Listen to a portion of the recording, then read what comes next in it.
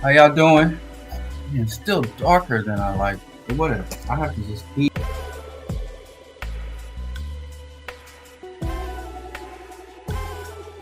It's still dark. What are you? What are you? Okay. Welcome to the BroDiallo broadcast. I hope y'all can hear me clear, live and direct.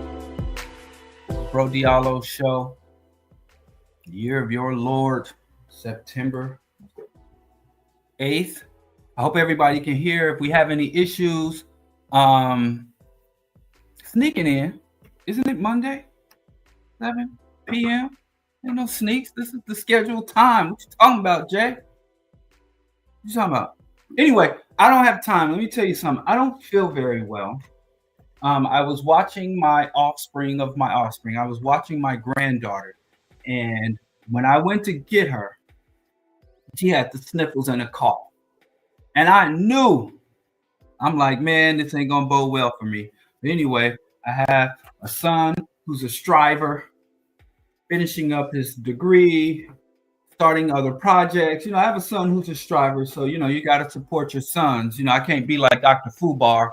I don't want, my son making no video about me, blowing me up. And even if you're there, it don't guarantee nothing. You can do everything, and your kid will still go to the socials and tear you down.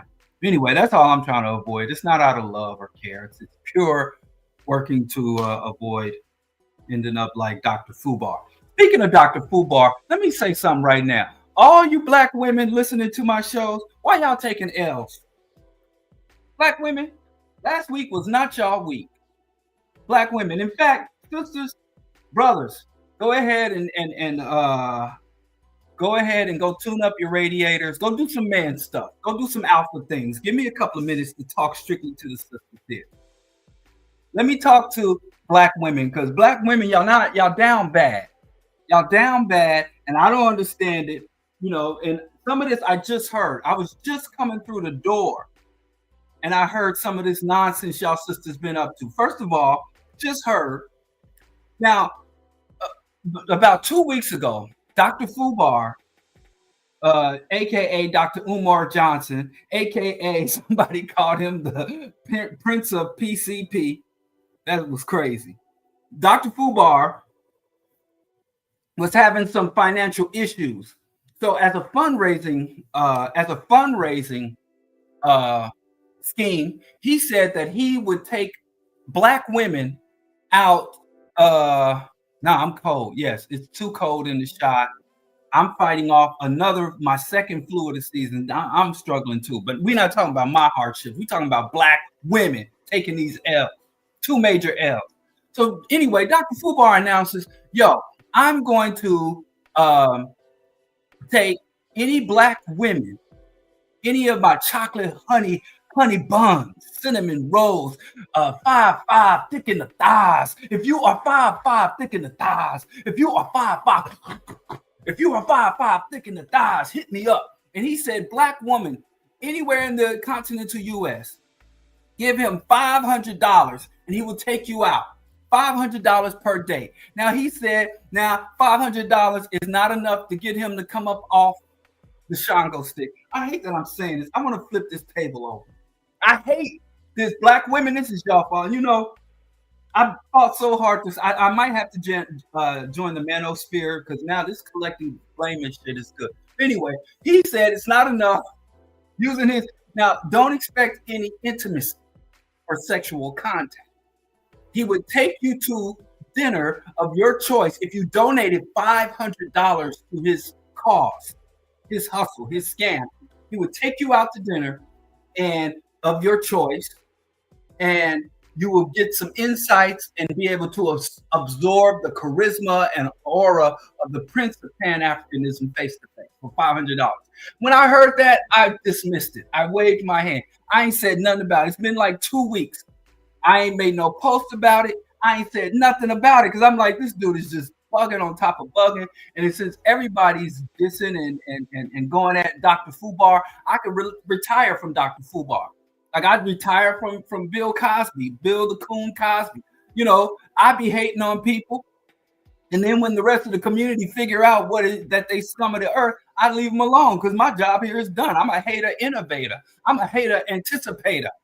You know, I'm a hater non-delayer. So if I'm hating on you, you know that you know, people ain't aware. So anyway, I dismissed it. But what I found out today that at least two black women have stood up and put the money down. At least two. You know, I was going to get on here and say, because Dr. Fubar said that it was exclusively for black women. So I was going to tell the brothers for $25, hit me up, because we can't leave the brothers in the cold. You know, brothers, we out here manosphere and alpha mailing, and it's lonely and cold in these streets. And our hero, our champion, our prince, only gonna take the sister's money for $500. And so I said I will go get an oatmeal latte with a black man, you know, brother. And I don't even care about your measurements. You ain't got to be of a particular height, like Fubar said. You got to be 5'5", thick in the thighs, brother. I don't care. You could be muscly, you could be scrawny, you could be short, tall. I don't care. $50 contribution. I don't even have a scam for you to contribute to. You can just to the upkeep of the BroDiallo broadcast and community, you know. And I'll go get an oatmeal latte. Now I'm not gonna sit through a whole meal, you know. But brothers, I didn't know anybody would take Dr. Fubar up on that offer. But since I know folks is taking Dr. Fubar up on that offer, brothers, $50. Same deal as Fubar gave. Any cafe of your choice as long as they have vegan options. I'm way away. Center myself. So holla at you. And that's number one. That's strike one, black women. Y'all let some sisters out here. Y'all get on the phone to your home girls. Get at your home girl. Strike number two is this Kelly Price. Kelly Price. Now I would put I don't know. I don't have nothing to bet. I don't want to bet my Xbox or my little gaming computer. What can I bet? What do I have of value? I don't know. I'll bet my fly-ass little bracelets I got from the African Street Festival. These bracelets I got from African Street Festivals from an African vendor, or the African Arts Festival here in Chicago. They're made out of recycled flip-flops. So these Africans go and get all these flip-flops that have been discarded and make jewelry. I bet these bracelets that ain't nobody outside of a black woman ever bought a Kelly Price CD that knows any lyrics to any Kelly Price song. I think Kelly Price rose up on the shoulders of black women and held up there by black women. And if you know anything about, if you know that if you ever watched Catfish, I don't even want to say it. I'm not going to say that joke because it's too easy. That you should have never called me a fat ass Kelly Price. I'm not going to talk about that, even no matter how. But Kelly Price came out and said that black women are the most black women. She didn't say some black women. She didn't say black women. She said black women are the most disrespectful, hostile, blah, blah, blah, because she apparently, and because she was getting bullied online by black women, she claims, as a group. But here's the thing, Kelly Price, the only interactions you're going to have as Kelly Price, the performer, and Kelly Price, the diva, the only interactions you're going to have is with black women. So you're going to get the best and the worst of black women because literally no other demographic is engaging with you anywhere in the world. I've never had a conversation about Kelly Price or heard about Kelly Price from anyone but black women. from my wife, my aunties, older black women. That's the only people that have ever mentioned the word Kelly Price to me in my life. I've never met a brother be like, yo, you heard that new Kelly Price? It's just brothers that, maybe, just maybe. I know a lot of times brothers in the LGBTQ plus community, they will find a diva and rally around a diva. So I guess they're still good. But anyway, I would still say that Kelly Price came out and made a venomous anti-black announcement, calling black women the most despised, despicable, hated, blah, blah, blah. And what's really ironic, which another black woman pointed out, that the very behaviors and disposition that Kelly Price was denouncing black women for, she was exhibiting herself. Oh, the irony. But what's even more disturbing, because one black woman's really poor take, one black woman sabotage of her own career, one black woman's targeting and disrespecting her own fan base, that's one thing. But what I saw is I looked at some of the comments and there's black women in the comments like, yeah, girl, I agree with you. Because black people have this low racial esteem. So black people can see the black community as a whole or black population as a whole being targeted. And in their warped minds, they exempt themselves because I'm one of the good ones. And this has been a problem with us for the longest time. It ain't just Kelly Price. Whenever we are attacked as a race, as a people, there are always Uncle Tom sellout handkerchief head Negroes, self-hating, self-rejecting, self-deluding black people that can say, all these black people are garbage. Yeah, they are garbage. Not me though, I'm black, but she talking about I've seen black people being garbage. Now I have to tell you as a black person, most of your negative experience, if you are a black person that dwells in black spaces, most of your negative experience is going to be amongst black people. Just that's the way reality works. I don't spend much time around non-black people. So most of my best experiences and most of my most negative experiences have all been black people. And I understand that because I dwell amongst black people in black space. And here you come, you're getting out ahead of me.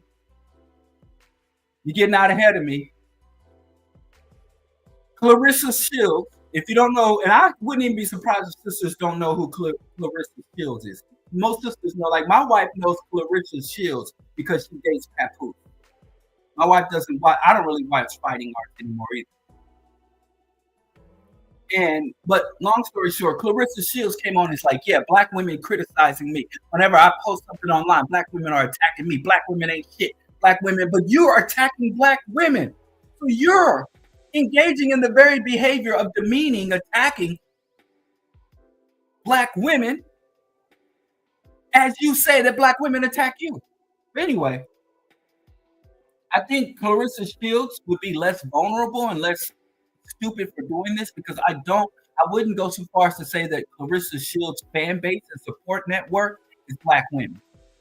And brothers, I have to say brothers, now I'm about to attack all black men. Brothers have not been very good at aligning and holding allegiance with black women when they go at them, when they are collectively insulted or they collectively make a move against a prominent figure. Like we just haven't. So a black man that's into the fighting arts can know that Clarissa Shields has blanketly disrespected and demeaned all black women in the world and still watch her fight without a second thought. And the amount of black, because brothers, yeah, the misogynists, they're there. That's a whole nother discussion. But how many black women can listen to another black woman say on the world stage that black women ain't shit and be like, yeah, girl, you right, thinking that they're the special one, that they're not going to end up on the cattle car and in the gas chamber because I'm the good one. I'm one of the good ones. And let me tell you something. The one of the good ones does not exist. When there is a collective blanket attack, there's no such thing as one of the good ones. I digress. Those are sisters. Clarissa Shields, Kelly Price, and Dr. Fubar. Y'all catching L.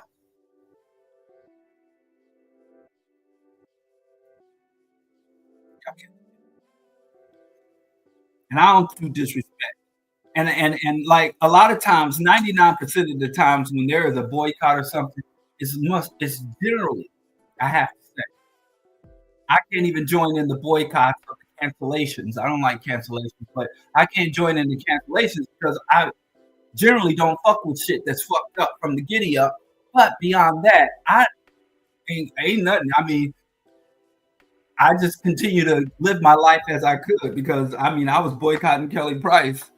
The only thing I knew about the Kelly Price was that catfish episode where that girl was like, "You should have never called me a fat ass Kelly Price," and she done lost the weight, and she done lost her mind along with the weight. That's crazy. But I digress. Sisters, okay, brothers, y'all can come back.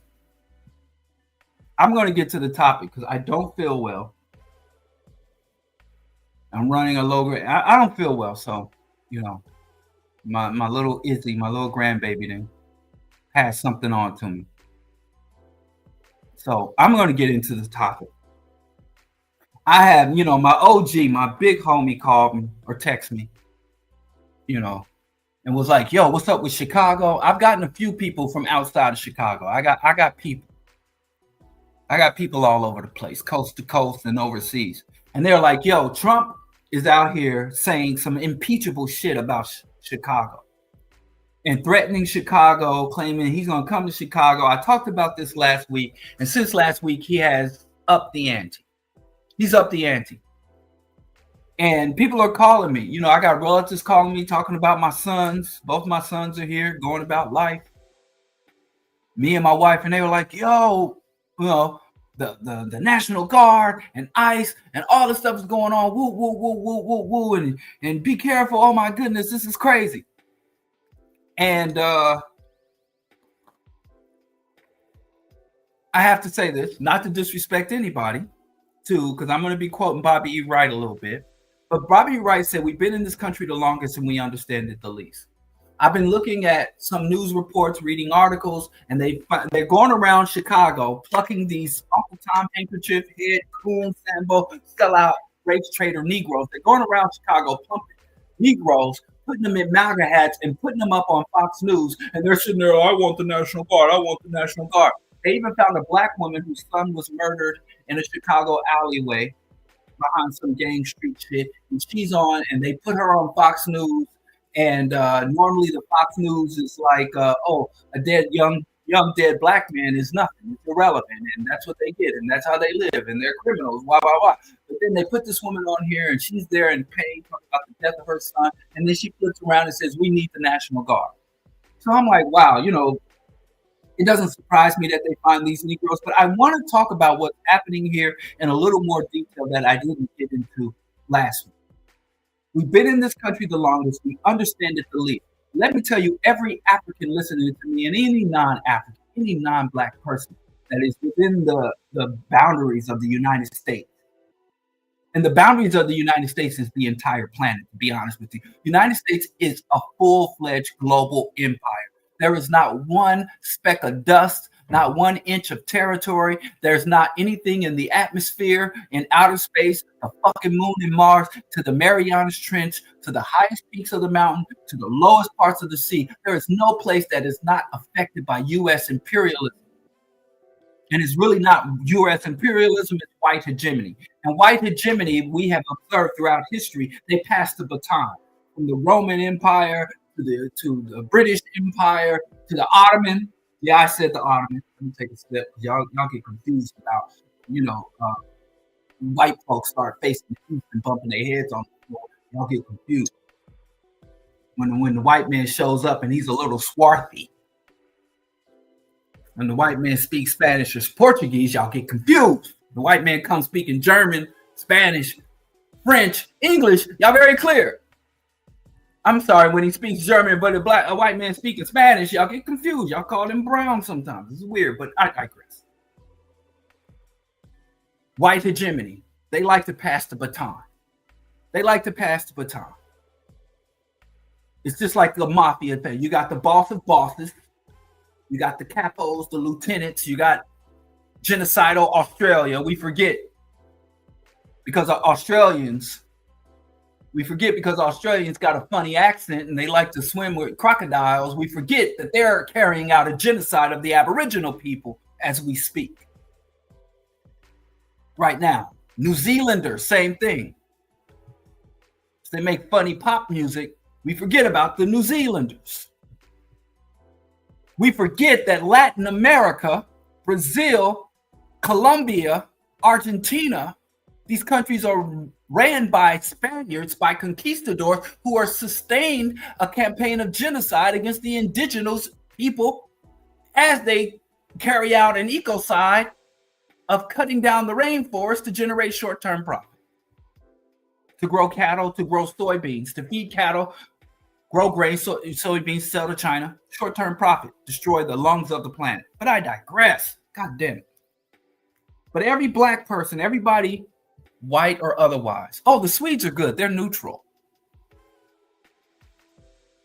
Fluffy Dragon talking about the Swedes. The Swedes, they're like, listen, we're going to do, Malthusian eugenics in our own country. But we'll keep it to ourselves. And we'll be the bankers of genocide. We just hold the money.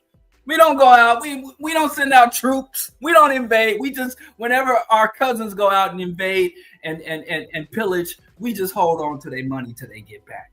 So, people like to give the Swedes and the Finns and the, my wife was just there. Sweden and Switzerland, the Swiss, and the northern European countries, social democracy.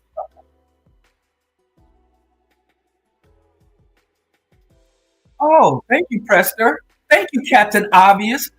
Sorry, Diallo. South American Mestizos are not conquistadors. Who said they was? Jesus. Captain Obvious. Prester John. That's a good name for you. You act like a Prester John. Oh, right. They did join NATO. The neutrality is over. You're right, Snowman. Okay, y'all stop fact checking me in real time. Here I am on the computer. I'm on the webcam trying to do my thing. I don't come to your house when you log on to OnlyFans Live and correct you saying, hey, that position, you got to, twist it a little more. Put a little bit more light in there. I don't come to your live cams on OnlyFans and disrupt y'all. So please. No, I'm joking. I appreciate the real-time correction. I am not above correction. Anyway, this is my point, and I'm going to run this point because despite how I look, I don't feel well. Don't get on there and say, oh, brother, you look unwell too. I think I look okay, but I'm not doing well. But we're gonna speed run this. Here it is. The history of America. The history of America can be defined as a one-sided race war. The history of America can be defined as a one-sided race wars with varying levels of intensity. So the only thing that changes in the one-sided race war in the United States is the level of intensity. You have low-intensity warfare and low-intensity warfare tactics, psychological, economic, cultural, and then you have high-intensity warfare, overt racism, militaristic attacks. This isn't the first time the United States had been sending National Guards into black areas. Go look up Newark, New Jersey. Go look up LA riots, black rebellion, black uprising. The United States has always been willing to violate the Constitution, posse comitatus, the Fourth Amendment, the First Amendment, the Second Amendment. The United States has routinely violated its own sacred constitutions whenever they feel that it is necessary in order to maintain the racial hierarchy, to maintain the economic and racial status quo of the United States. They have never hesitated. The Constitution, as Gil Scott Heron said, ain't nothing but a piece of paper. The history of America is the history of a one-sided race war. That does not mean that black people have not resisted, that black people have not rebelled, that black people have not secured concessions from our oppressors. But Black people are not fighting a race war. We fight wars for justice. We fight not even wars. We organize, we lobby, we sometimes rebel for civil rights, to recognize our status as full citizens, for an end to government repression from police officers to regulators and bureaucrats. We fight for our status and standing and opportunity within the private sector, within the economy, within the corporate world. We fight for recognition of our efforts and contributions in culture, from music, sports. But we never say, hey, we as a people, let's subvert, harm, destroy, exploit them because they're white. So our response to conquest has been justice. They do conquest, we seek justice. They do conquest, we seek justice. And if you're seeking justice from a conqueror, it is by definition transient. It is by definition transient. It is by definition. I should have never brought up Dr. Fubar. Now I got Fubar on the brain. And I got one more point to add to that, which should be a mantra and an understanding as every African navigates the world. Europeans, people who identify as white, the white hegemons, the white oppressors, in their fight to maintain the economic and racial hierarchy, status quo within the United States, more often than not, have had more Black allies in this effort than enemies. I'll say it one more time. In their fight to maintain white hegemony and capitalism, our oppressors have had more Black allies than enemies, meaning that in history, you can find more African people in the population who have either cooperated or submitted to the status quo than those who have resisted. This is not a slight against African people. Unfortunately, throughout human history, this has been the reality of oppression. Whether you're talking about Roman slaves who had white skin, whether you're talking about the British occupation of Northern Ireland, whether you're talking about the penal colonies of Australia and New Zealand, those who resist often outnumbered by those who submit. And let me tell you, neutrality is submission. Submission is allyship. If you are not actively, consciously, deliberately resisting capitalism and white hegemony, if you're just trying to get yours, if you're trying to stay safe, if you ducking and dodging and I'm just getting mine, I'm going to move to Africa and live on a villa, all of that is allyship. All of that feeds and sustains the system. Ain't no such thing as halfway crooks. So let me tell you what's happening here, because it's happened before. Trump is a fascist. Trump is a racist. Trump is, and here's the thing about the United States. He's not unique in that. The United States is as genocidal as it needs to be. It is as fascist as it needs to be. But by contrast, the United States is almost also as democratic and accommodating as it needs to be.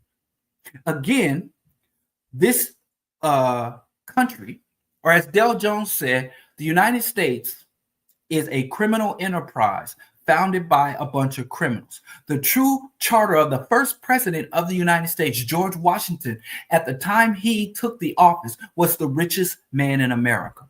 This country is a criminal enterprise founded by a bunch of criminals. As Bill Clinton said, and I think Nixon said, but several presidents have stated or reiterated, the business of America is business. The business of America is business. This country was founded to facilitate the extraction of wealth and the concentration of wealth amongst people who have secured the means of production, the elites. That is the whole purpose of this country. All of the concessions that were made in this country, the 8-hour workday, labor unions, civil rights for Africans, voting rights for women, the U.S. opposition to the colonial imposition on Africa, all of the good things that the United States have done can be led back because there was an active and viable threat.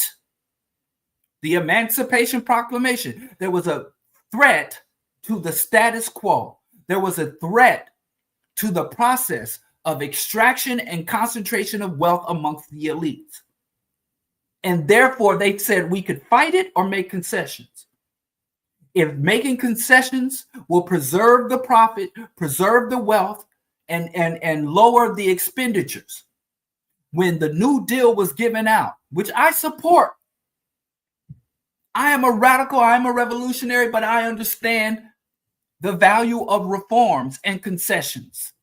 I understand that the struggle for African liberation, human liberation, the struggle against capitalism and white hegemony is a protracted multi-generational struggle. And because it is a protracted multi-generational struggle, there are going to be eras and epochs. There's going to be necessity, more short-term needs that have to be addressed. I also think that you can address short-term needs and emergencies without neglecting or ignoring or abandoning the long-term goal. I am not a purist. I am a rationalist. The only morality is victory, but I digress. So, the United States, a criminal enterprise founded by a bunch of criminals.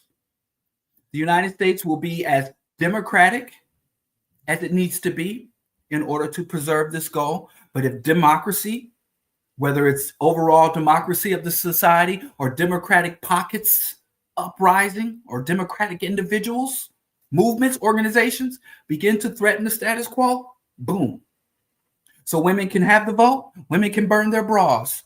But if women start to threaten white hegemony and capitalism and the various components of that, then you're going back to let's take away abortion and let's impose dress codes. You got a bunch of people debating about voluptuous teachers, making memes and outrage about voluptuous teachers while they're burning books. How the fuck do you fix your mind to make a meme or make a statement about a voluptuous teacher in a tight outfit and you ain't and they're burning fucking books? They're purging historical documents and historical figurines from the Smithsonian that demonstrates the atrocities of this country. But you worried about a voluptuous teacher in a tight dress. As if that's the crisis in education, you stupid motherfucker. So anyway, let's go down. Let me tell you what's happening here. I was going to put this list in order because this is how you do a fascism. And fascism always engages in genocide. Black people, we are under a campaign of genocide. Genocide is not about extermination. That's what we confuse. Because they're not trying to kill us all. They're not trying to wipe us all out. Genocide does not necessitate extinction. Genocide means you cull the population, you cull and suppress the population to a level that is acceptable by those in power. Any artificial, coordinated, deliberate suppression of a population's ability to grow and reproduce and sustain itself is genocide. Whether you are willing to say, hey, we're willing to have you as a minority. Well, we're willing to have Latino people here as a minority as long as they don't get to a point where they can muster political power. We're willing to have blacks as a minority as long as they are not interested in any more than an occasional snow bunny, wicked jump shots, and rocking the mic, entertaining us and stimulating us. But if you try to exercise any level of political power or in any way disrupt the concentration and flow of wealth from the many to the few, then you're a fucking problem. But if you're not a threat to white hegemony and capitalism, you can be the leader of a militant organization. You can march up and down the street with your guns and red, black, and green and all this militancy. You can call the white man a devil and live a long, wealthy life, have mansions and everything while you get on every time you're in front of the mic. White devil this, white devil that. And they ain't gonna bother you because you're not a threat. You can get on here like Cuddly Mike talking about black banks, black business. I believe blacks should have guns. I support the NRA. I'm a strong supporter of the Second Amendment. you're a motherfucking capitalist. Your ideology, your dispositions, and your goals and objectives for Black people does nothing but further bound them to this genocidal, omnicidal, dead-end system of capitalism and white hegemony. So you can talk all the shit you want,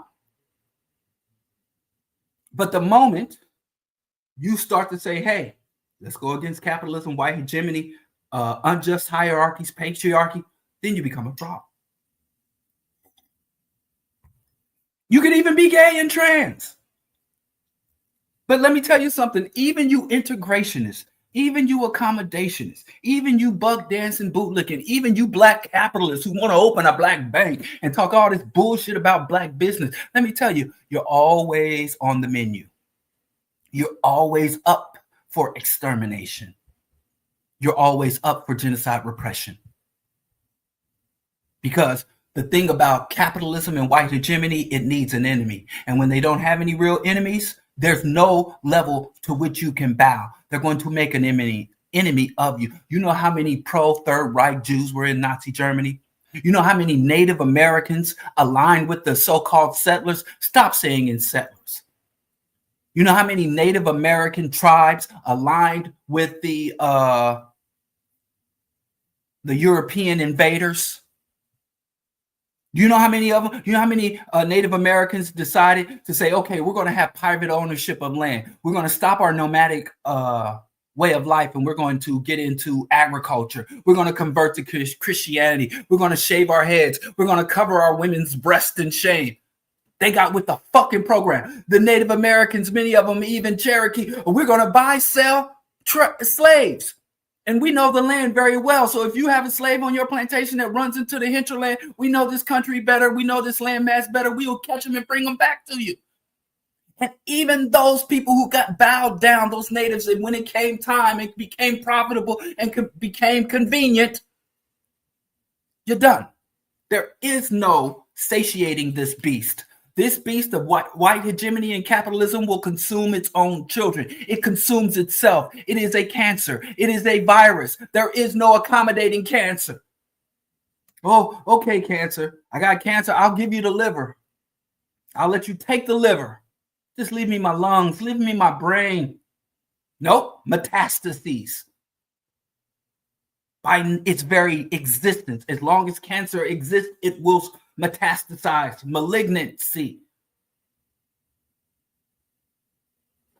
But I digress. But let me tell you what's happening here in Chicago. Chicago has been set up for this for decades. Chicago is one of the many scapegoats for intensification, right? So when they want to target a population, whether it is a region, a physical, geographic space, whether it is a racial group, a religious group, a minority group, a gender, the transgender, they all run the same fucking game. The fascists, the genociders, all run the same game. And here's the game. The first thing they do is they engage in psychological projection. So the regime, like MAGA, is a criminal regime that utilizes violence, lies, theft. And so they say that Chicago is a cesspool. Chicago is a swamp. And so everything, literally everything that the MAGA is saying about these black cities, yes, Baltimore, Los Angeles, and Los Angeles ain't even black no more. Black folks got genocided out, ethnically cleansed from Los Angeles, Compton. Black people have been ethnically cleansed from Southern California for a generation. Thanks, and NWA helped with that. Ice Cube, y'all love him so much. Can't wait for the next Friday movie to come out. I'ma see it. I ain't even gonna play. So psychological projection. You notice everything Hitler said about the Jews. Go back and read the specific rhetoric that the Nazis had. They are a threat to our society. They are a cancer in our society. They're poisoning our blood. They're bringing in jazz music and pornography and unclean and degenerate art in order to wash the minds of the pure Aryan youth. When it was the Hitler was in his Nazi regime was degenerate, was thieving. I mean, there is so much written about the sexual degeneracy of Hitler as an individual, or the Nazi, the Luftwaffe, the SS, the sexual depravity, torture, and predation of them as they accuse them. So psychological projection. What they're saying, what Trump is saying about Chicago, he really is saying that about his MAGA movement, his regime. And Trump hates MAGA. Trump hates it. It's a cult of personality. But everything about MAGA is what Trump imagines himself not to be. This hillbilly, low-class, redneck, backwards, backwood, too. Oh, Trump. Trump has spent his whole life trying to get away from those people. Trump really, in his heart of heart, wants to be a New England, West Coast liberal. Most of his life, you see his political donations, his affiliation. He was kicking it with the Clintons, and they went to his daughter's wedding. He went to they were cool. But Trump was like, I hit a ceiling because I'm an idiot. And many of these elite East Coast racists, they're very educated. They're very educated. They're well traveled. And when the Vanderbilts, the DuPonts, the Gettys, these I'm sorry, East Coast. Sorry, Prester. Thank you for that. These East Coast New England elites, what they're called is white Anglo-Saxon Protestant, the WASP, the first white people, the true descendants of the Pilgrims, right? They always kept Trump at a distance. There's a great song. That really points this out.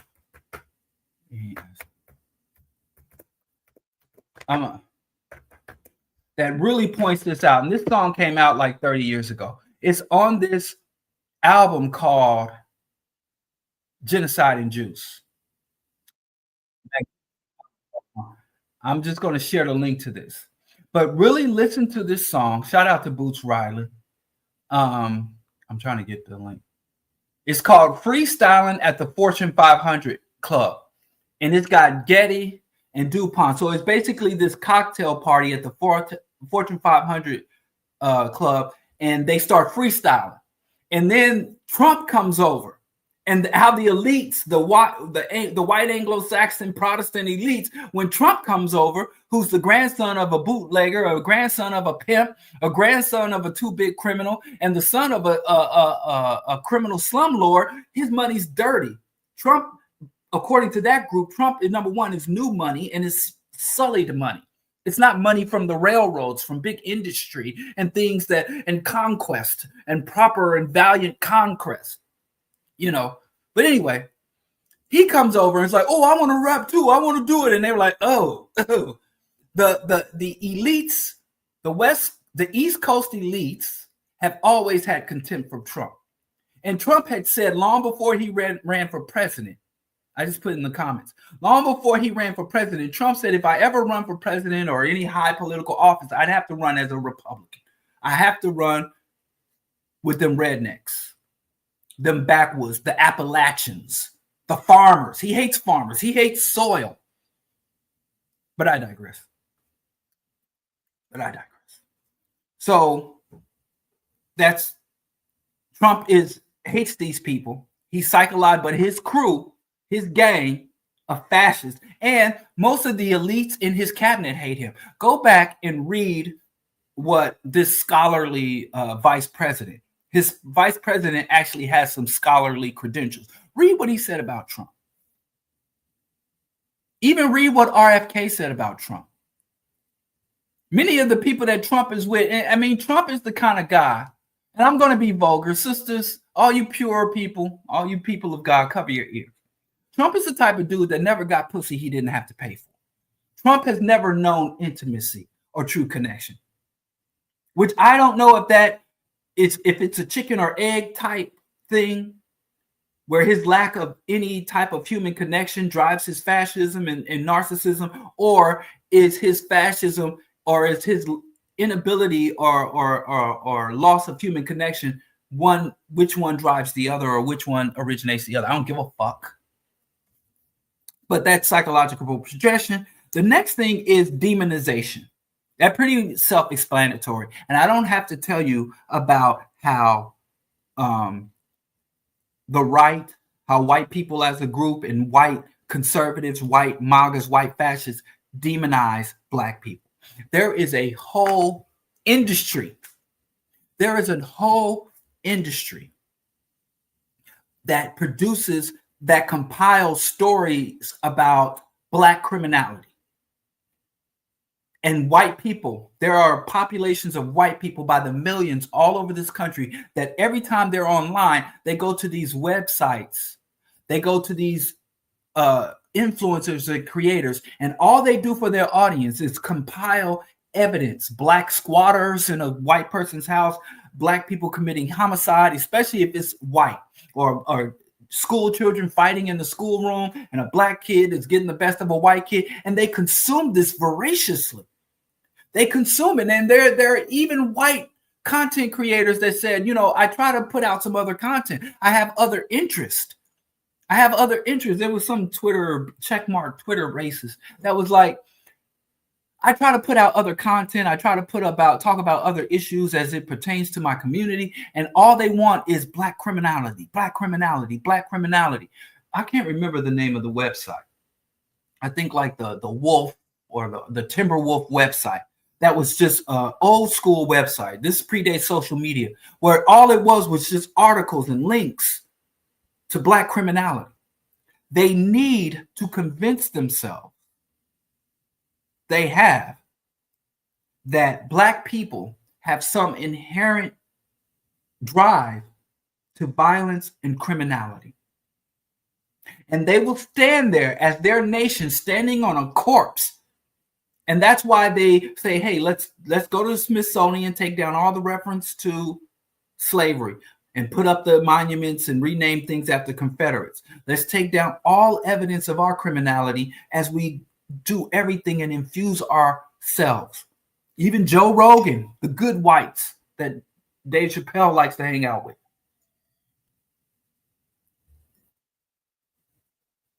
So demonization, pretty selfish. And another thing is destabilization, which a lot of Black people don't really like to talk about. The United States government is allied with private industry. The United States government at the federal, state, city level is aligned with private industry, from banking, financial, lending, from the banking industry to the entertainment industry to industrial production to manufacturing, is aligned to destabilize the Black community, to make sure that Black people are in a constant state of lack, a constant state in constant tension. Industries create and dump their pollution in our communities. Financial industries will not give us loans for anything other than cars at high interest rates. The academia is also aligned. So they destabilize us. So they create, and not just through that, through the assassination of our principled leaders, the disruption. We have principled revolutionary leaders, competent leaders who are executed, incarcerated, or exiled. And then, as the byproduct, when you are constantly using every apparatus of the state and the most powerful industries in the country to destabilize a population, they behave. The predictable outcomes happen.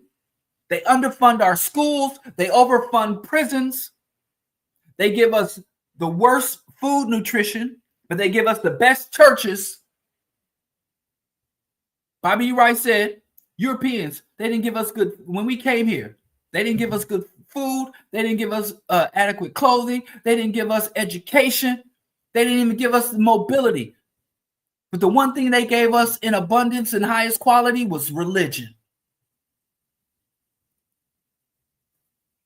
So they destabilize us. And the destabilization and the predictable outcomes of destabilization criminality, other forms of dysfunction, displacement, driving us out the South, and we rewriting history our damn selves. Y'all mad at Trump for rewriting history. Y'all calling, expelling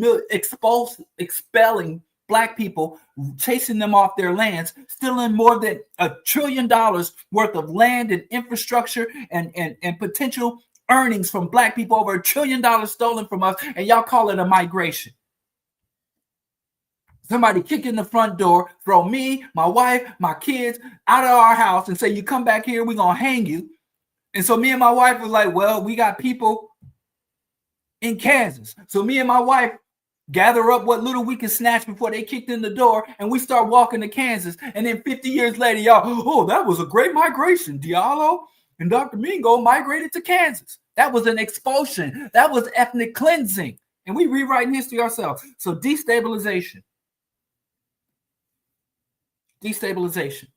Another step, and I was going to put it in order, but as I was looking at the process of genocide, of imposition of police state, fascist repression, a lot of times they never really followed an order. Some things were happening a decade ago, and then some things happened immediately right before. Some things were left out. Some things they didn't bother to do. So as I was looking, so I tried to put this in the order so we can try to see the psychological projection, the demonization, but destabilization often comes partnered with. So some things happen at the same time, some things overlap, some things have to be complete before the next thing. So it's not in order. But these are the things that they are doing, have done, and must do in order to justify the genocidal imposition, where a sitting president can make militaristic threats against an entire population and community in Chicago. The Latino, the migrant refugee community, the Black community, and even the liberals and progressive of this city are being threatened with warfare by a sitting president. That is an impeachable offense. If you've ever had to deal with anything, if I tell you I'm going to do harm to you, that is literally assault. I don't have to touch you. If I speak to you in such a way that can be reasonably concluded that I was articulating a threat, the president is engaged in terroristic threats against an entire city while arresting people that go online and make threats against him. Hypocritical piece of shit. Destabilization, assassination of Fred Hampton. The propping up and reinforcement of cults, religious cults, and cult figures. The compromising of revolutionary organizations and the upliftment and imposition of reactionary formations. But Black people don't like to talk about stabilization because we got this stupid shit in our head about victim blaming and making excuses. Or playing the victim mentality, making excuses, when there's a fucking unbroken history dating back to the 1400s to now of them attacking us. But if I call it out, then I'm making excuses. And I need to go like Cuddly Mike and just open a bank.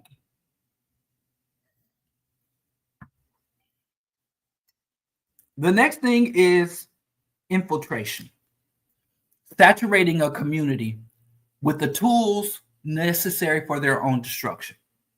Guns, drugs, anti-African propaganda and imagery, psychological warfare from the blaxploitation movies, gangster rap, drill music. That's infiltration. These are not things that we naturally cultivated and created. These things are not prominent because we love them so much. They're prominent because we don't control the means of production. And one of the most important means of production is the media infrastructure, the printing presses, broadcasting, satellites. So they infiltrate and warp our culture. And we think we ghetto. We think we hood. We think we gangster. Dale Jones said real gangsters don't wear sneakers. We think we gang gang.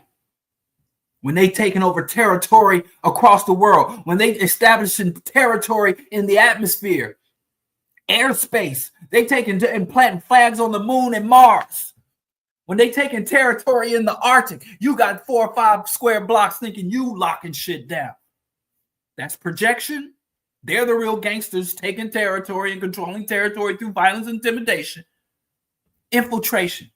So I take away your means of living a dignified life. And I make it easy. It's easier to get a gun than a good education in this city. Criminality is easier to access than literacy in this fucking city. By design. Right? And then you got provocation. You provoke people to violence. Even here in Chicago, before I moved here, I would talk to brothers and sisters in the street, and they were like, they came and deliberately decapitated the gangs, destabilized because Chicago has one of the oldest, most entrenched and organized and coordinated gang culture. I remember Too Short was doing an interview when he came here, and he said, he's from Oakland.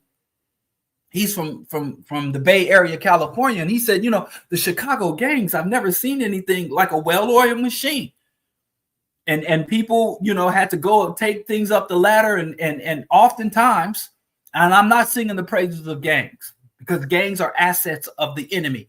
Gangs act in the interest of the enemy. Go read Black on Black violence, Black self-destruction in service of white annihilation. But the gangs were doing harm, but they weren't doing enough harm. They weren't doing enough harm fast enough. So they literally came and decapitated the leadership of the gang and upended the structure and fragmented and atomized the gangs in order to create more violence. That's provocation. You take away people's ability to live dignified lives, and they're going to find a way. You saw Jurassic Park. Life finds a way. So you defund and destabilize the schools. You create legitimate, purposeful dysfunction in the educational system. You saturate the media with murder music. You flood the community with guns and drugs from the CIA. And then you take a step back. You say, oh, shame on these people. And these Negroes, back when I was doing so much fighting and anti-drugs, and I'd have prominent and affluent Black people tell me, I don't care if they put the guns in the community. Nobody's forcing you to use them. I don't care if they put a mountain of crack in the middle of the community. Ain't nobody forcing you to smoke it.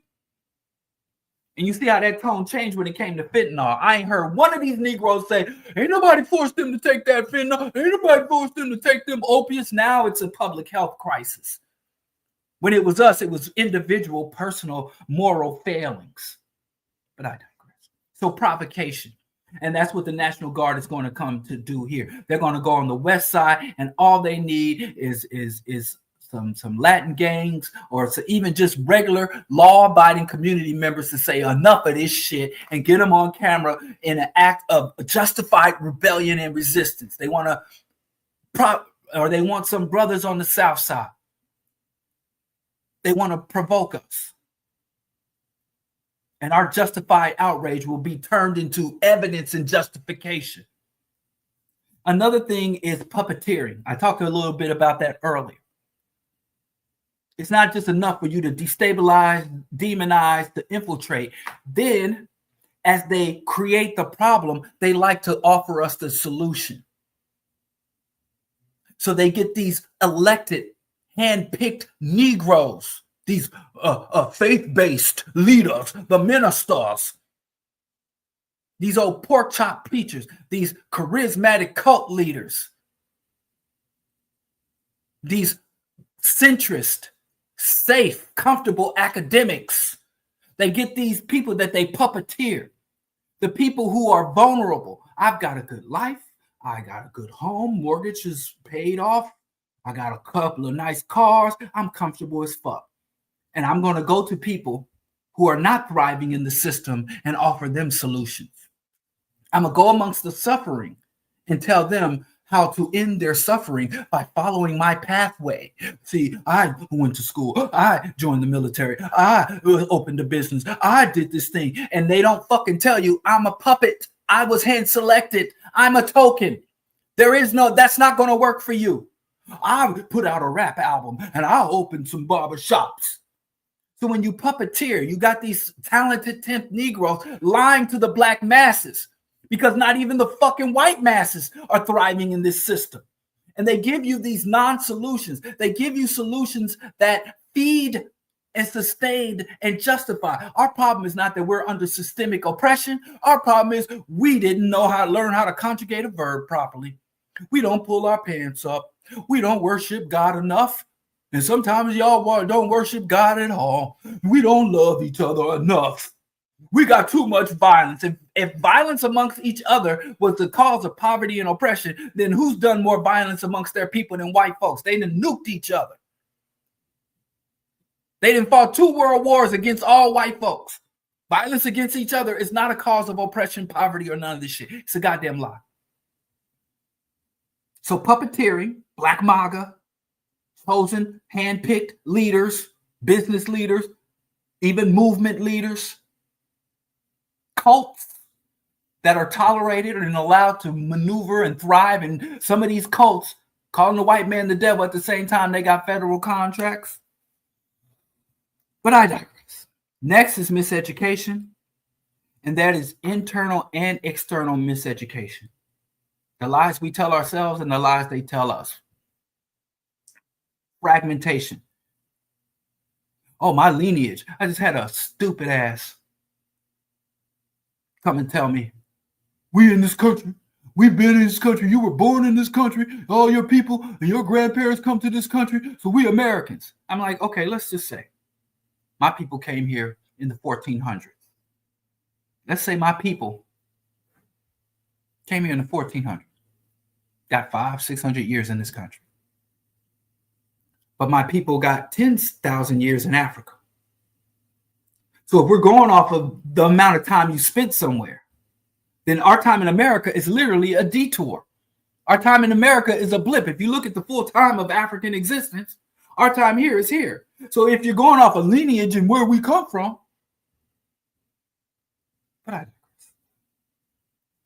Miseducation. The lies they tell us and the lies we tell ourselves, which is the part of another part. I'll come back to that. But victim blaming and culpability. This is a serious fucking problem. Victim blaming and culpability. Victim blaming and culpability are a direct byproduct of low self-esteem. We are not to blame for any of this shit. Even the niggas, you turn on the news and you see a black person doing some wild out shit. We're not to blame for any of it.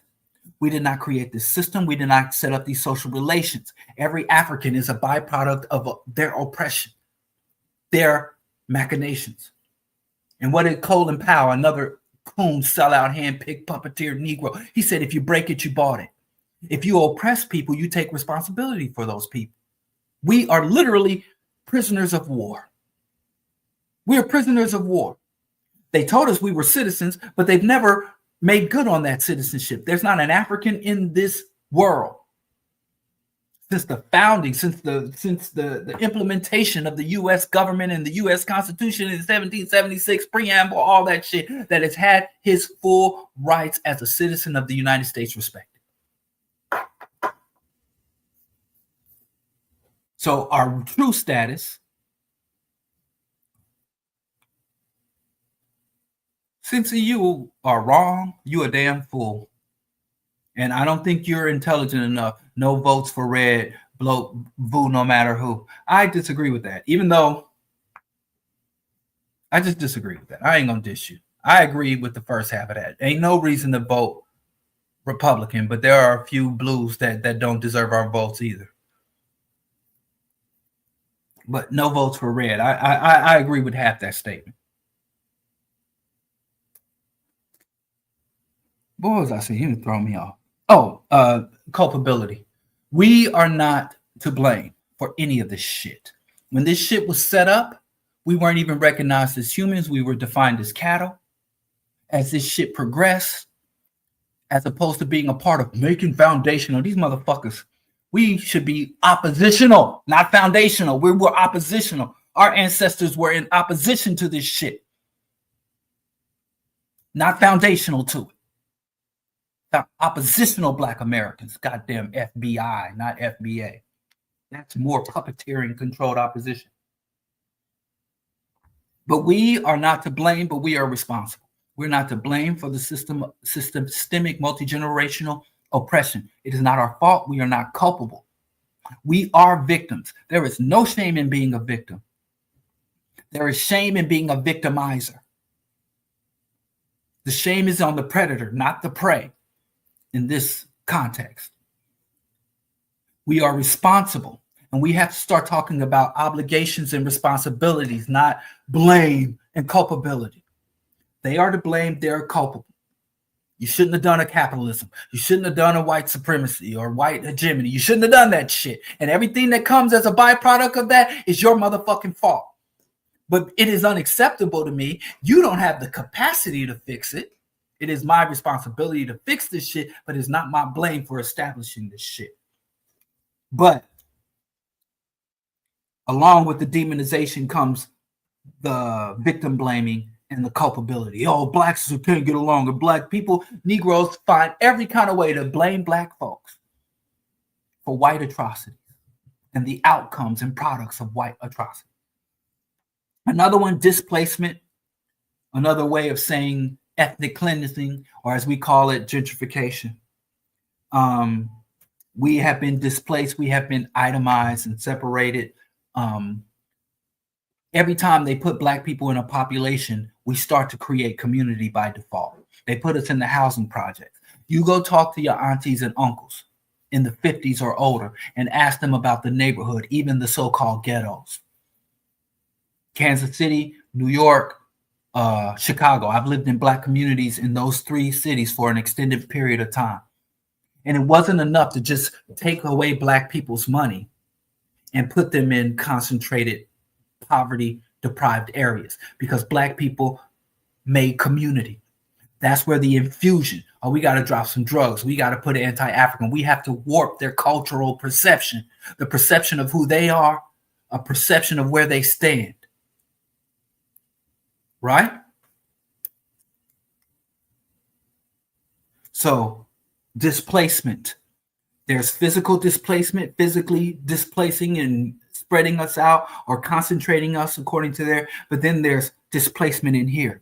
I ain't African. It ain't my problem. They over there. You can watch somebody go on TV and talk about the black woman ain't shit or black people that, and you as a black person can sit, yup, Candace Owens, Kanye West can sit there and watch black people be defamed or participate and think you're a special one. I'm a unique and special Negro. You're not talking. When you say the blacks, I have surpassed my blackness. I have elevated beyond race. Remember the new black. Remember Common was talking that shit. Tyler Perry be on that shit. The most prominent Negroes that we keep throwing our money at. And so infiltration and infusion is also becomes contamination when we internalize that shit. Cultural, material, ideological, environmental contamination.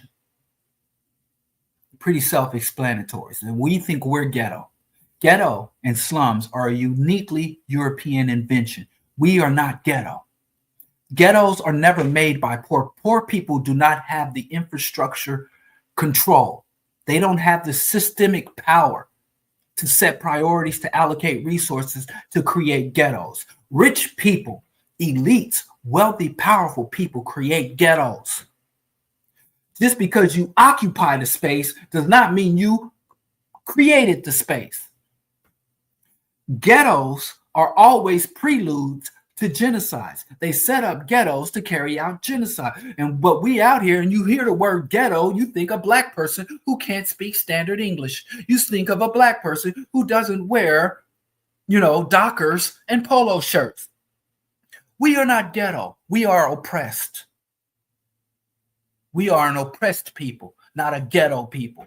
The ghetto people are Trump. Trump's father was a slumlord. They make ghettos. They've been making ghettos since the Roman Empire, since the Greco-Roman and Roman empires. Those are the first slums known to humanity. There were no slums in Africa.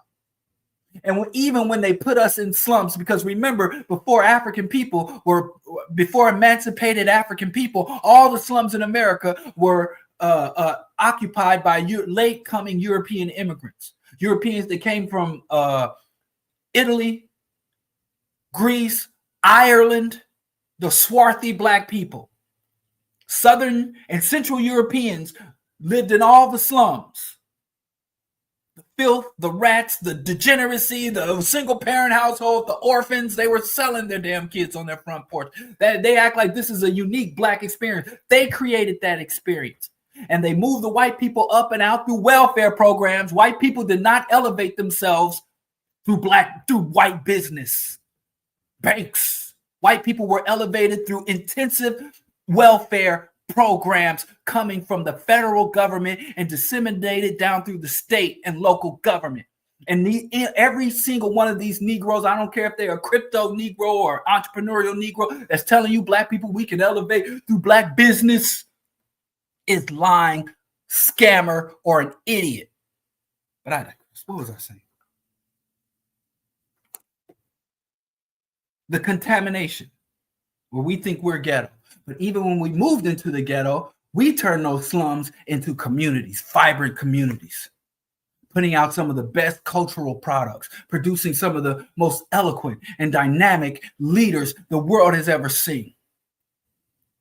To the point where wealthy rice kids, the children of wealthy white racists, would sneak down to the juke or sneak into the barrio or sneak into the ghettos to get some of that culture, the food, the dance, the vibrancy, the vitality of the black ghettos. And that's why they came with the gang culture. That's why they came with the guns. That's why they came with the drugs.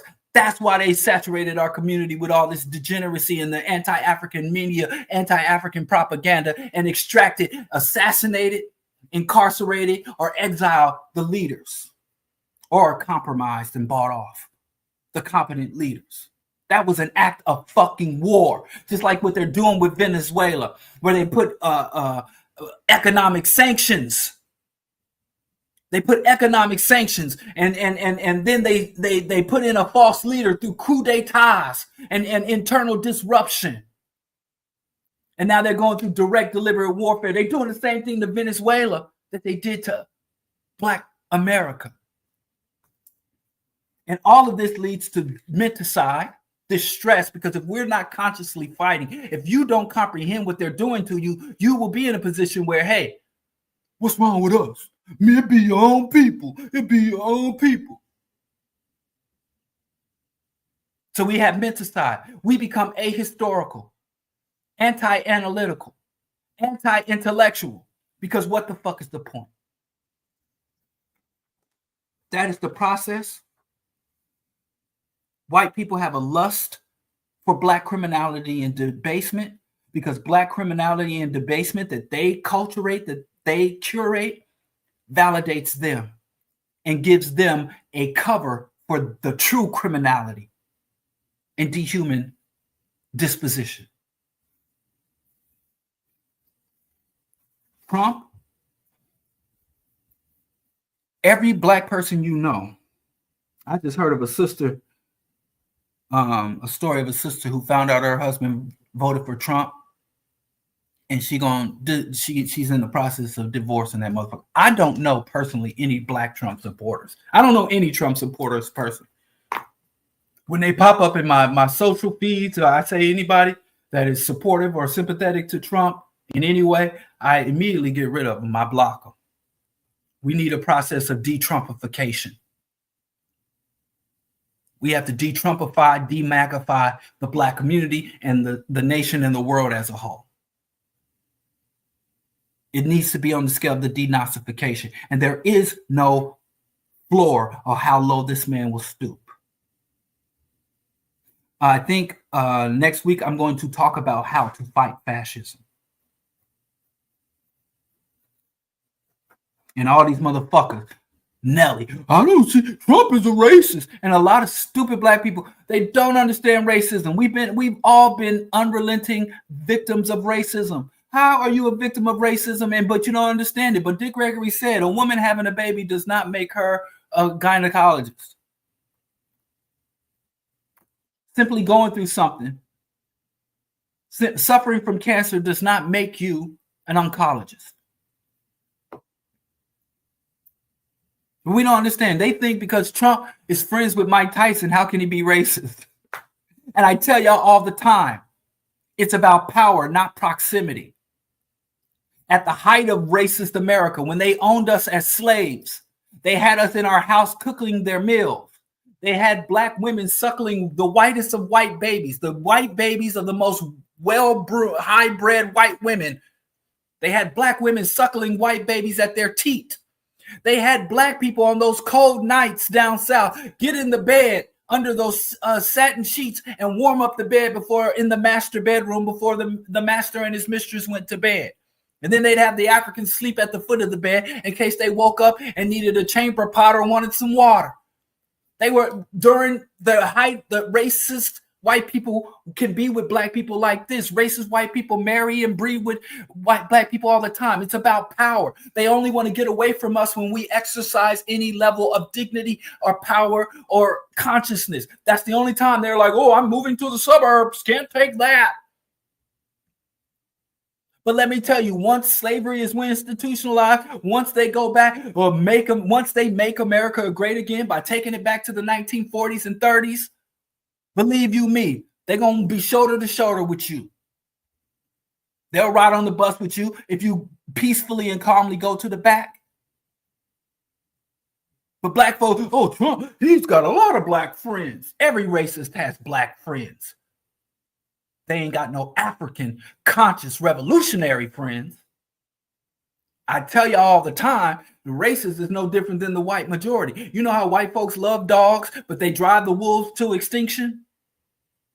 They love dogs. A little too much. But let the gray wolf, let the dire wolf, let a dog that's living like a true canine.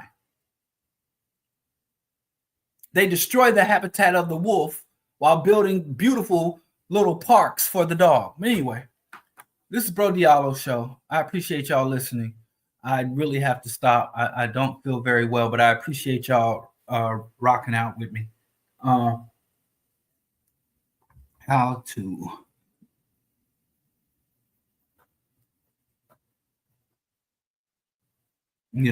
here we are, full-blown fascists. I also want to talk about liberalism and illiberalism. Black folks, we are very confused about liberalism.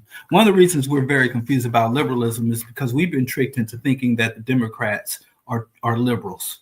People think Obama's a liberal.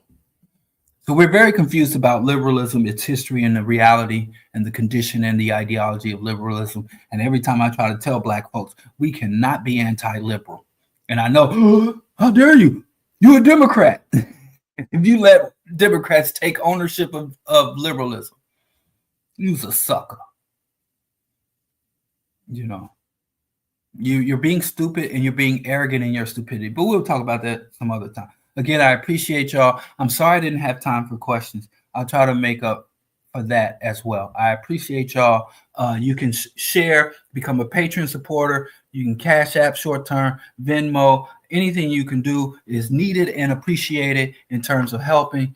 Thank you very much to the financial analyst and Allison for your generous contributions to the BroDiallo broadcast. I'm going to go make another cup of tea and then get some sleep because I don't feel well, but I do appreciate y'all. And I'll see y'all next Monday on the BroDiallo broadcast. Also, go subscribe to African World Order. Big things are going.